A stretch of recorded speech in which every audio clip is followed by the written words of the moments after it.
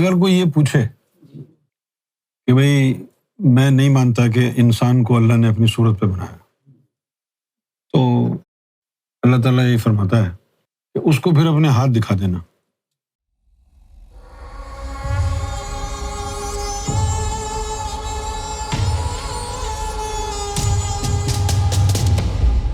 اللہ تعالیٰ یہ فرماتا ہے کہ اس کو پھر اپنے ہاتھ دکھا دینا کہ یہ اللہ لکھا ہوا ہے، لکھا ہوا ہے نا۔ ہم تو انسان ہیں، ہمارے کیوں اللہ لکھا ہوا ہے؟ ہم تو اللہ نہیں ہیں، ہم تو انسان ہیں، ہمارے یہ اللہ کیوں ہے؟ ہم نے اس کو کہا ہے ہاتھ، لیکن یہ ہاتھ نہیں، یہ اس کا نام ہے۔ اس نے ہم کو اپنی صورت پر بنایا، اس لیے ہمارے بھی ہاتھوں میں اس میں اللہ ہے۔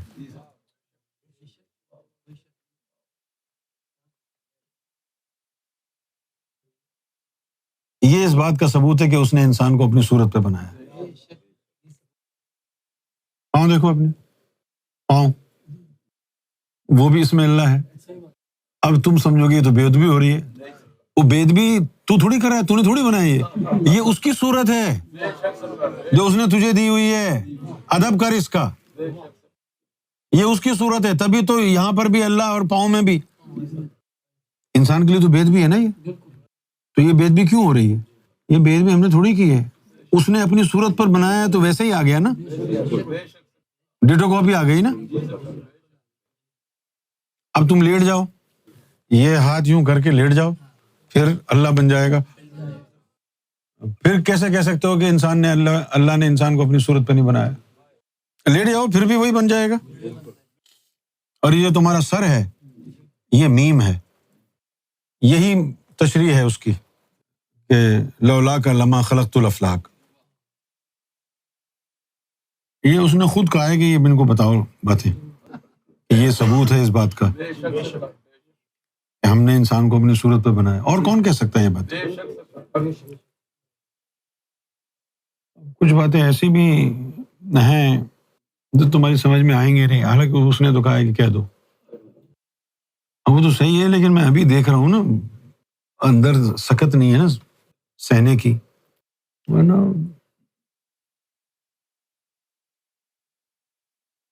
ہر دور میں انسان کے جسم کی ساخت میں فرق آیا ہے۔ کیوں؟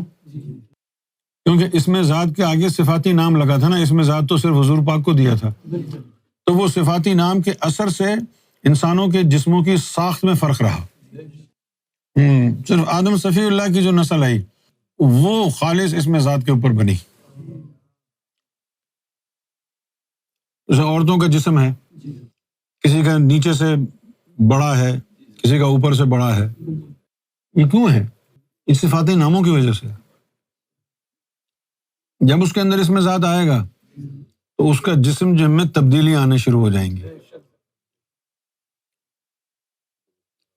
اس میں ذات کے اوپر تخلیق ہوئی ہے نا ساری کائنات کی، ساری کائنات کی تخلیق۔ وہ کہتا ہے کہ اللہ نور السماوات و ما فی الارض، یہی ہے اس کا مطلب۔ کچھ انسانوں کی شیپ ایسی ہے جس کے اندر جو ہے وہ بیچ والا لام بڑا ہے، کسی کا ادھر والا لام بڑا ہے، اس سے ان کی جو ہے مقام اور مرتبے کا اس سے پتہ چلتا ہے۔ اس کے پیروں کی لمبائی اور ہاتھ کی لمبائی ناپنی پڑے گی، اس کے پیروں میں اور ہاتھوں میں کتنا فرق ہے، اس سے اس کی عظمت کا پتہ چلے گا۔ جو ندیم جیسے قد کے ہوتے ہیں، حافظ فرید جیسے قد کے، جے ڈی جیسے قد کے، یہ قد جو ہے اس میں ذات اللہ کے لیے موضوع ترین ہے، پوری طرح فٹ بیٹھ جاتا ہے ایسے قد والوں میں۔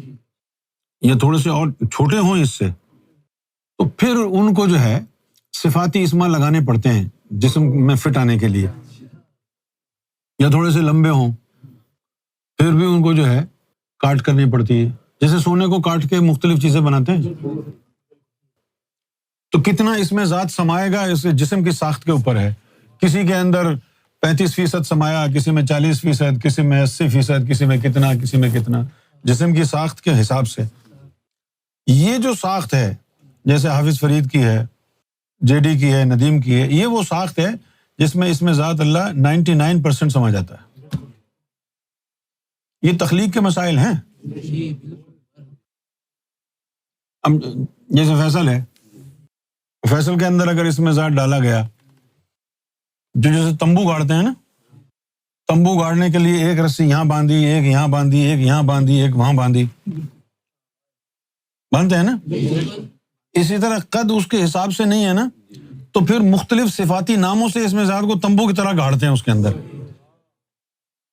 سمجھ گئے؟ اس کے لیے پھر نماز کو اتارا گیا، اس کے اندر مختلف صفاتی اسماء ہیں، پھر وہ نماز جو ہے تمبو کی طرح اسم ذات کو گاڑتی ہے. پھر ایسے لوگ اگر نماز نہ پڑھیں تو اسم ذات دل کو چھوڑ کے چلا جاتا ہے، کیونکہ تم نے اس کو گاڑا ہی نہیں. اس لیے نماز اللہ تعالیٰ نے تمام مومنین پہ فرض کر دی. پتہ نہیں کس کو ضرورت ہے گاڑنے کی، کس کو نہیں.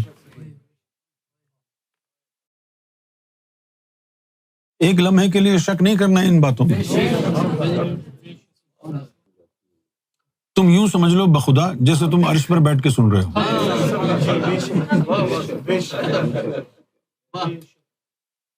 پھر صفاتی ناموں کی ضرورت بھی پڑتی ہے. پھر جو اسم ذات کو گاڑنے میں جو صفاتی نام کام آ جائے وہ اسم اعظم ہے، جس سے گڑ جائے. جسم کے موافق آ جانا یہی ہوتا ہے نا. اسم اعظم سمجھ گئے اب کیا ہے؟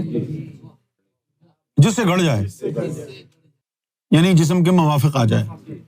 موافق کا مطلب ہے جسم کو بھا جائے، یعنی پنجابی میں کہتے ہیں پچا لے، یہی مطلب ہے نا اس کا. جسم جس نام کو بھی پچا لے وہ اسم اعظم.